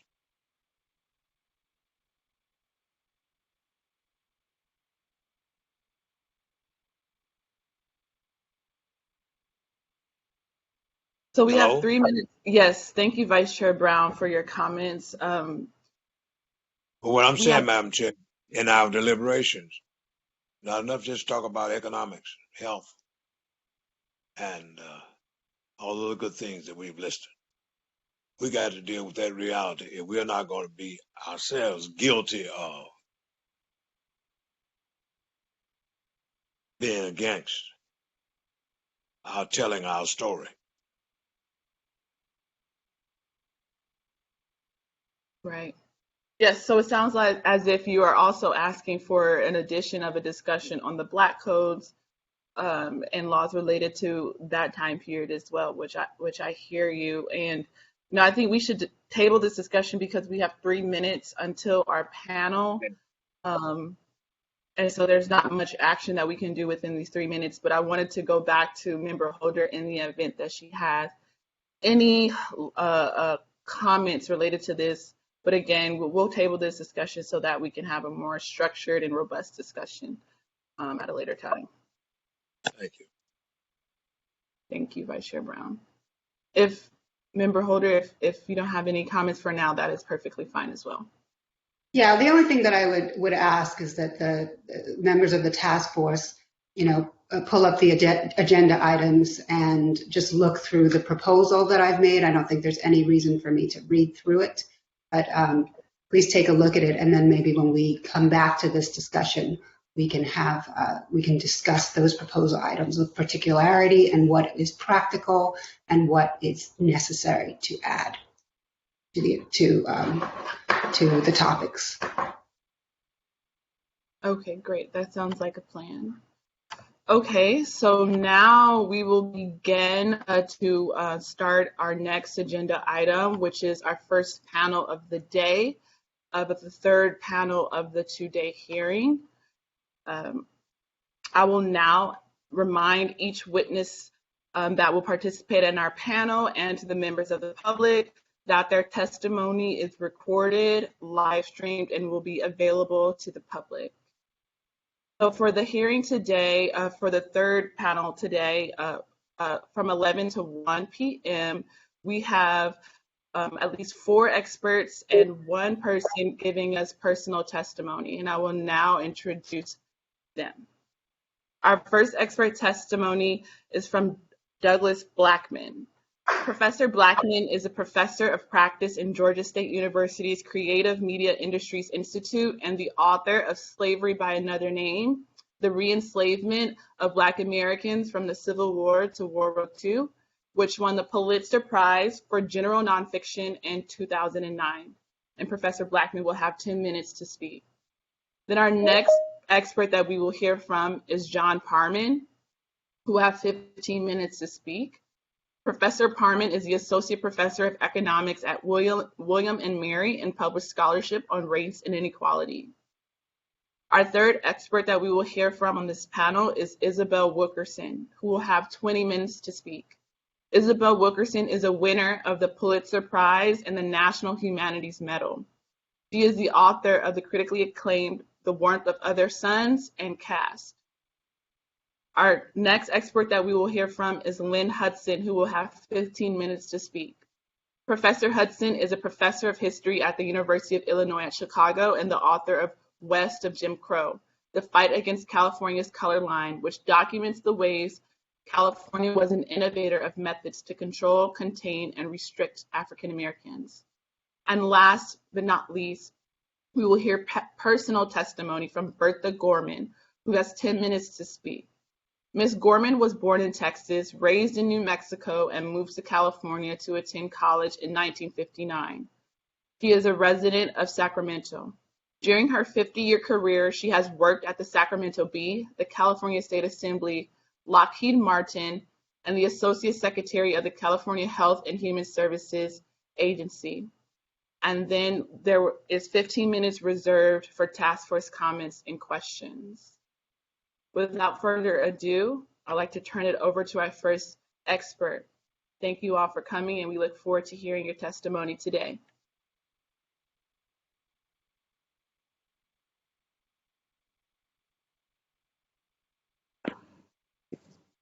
Good afternoon. On the East Coast, you able to hear me? Yes, we can, Professor Blackman. You're recognized. Thank you. I was trying to get switched over to my laptop for a little better picture, but I'm going to stick with the just doing this from my phone. My apologies if the picture's not as good as it could be. But thank you for having me and for the invitation to speak with you today.